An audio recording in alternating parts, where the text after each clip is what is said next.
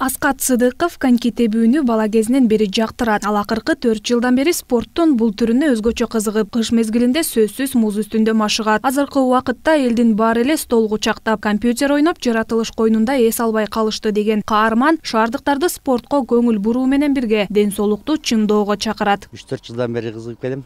Негизи бул спортко машыгып туруш керек. Могу муз үстүндө дагы муну коньки өткөндө бизде жаш өткөндөргө, муундарга, анча-мынча эмелерге пайдалуу эле нерсе. Жаш кезибизден коньки теп, ойноп аткан менин жаштыгымды элестетет да бул. Ал эми спорттун бул түрүнө кызыгып, бирок муз үстүндө коньки тепкенди билбеген шаардыктарга мындай машыктыруучу адистер жардам берип, коньки тепкенди бекер үйрөтүшөт.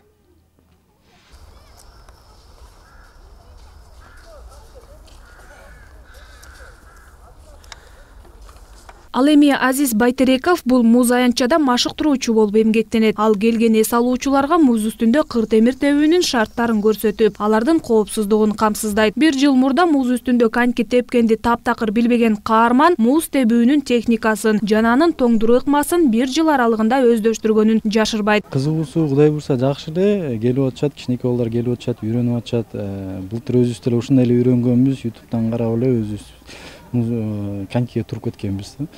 Үйрөнүп эми жаш муундарга тепкенди үйрөтүп атабыз.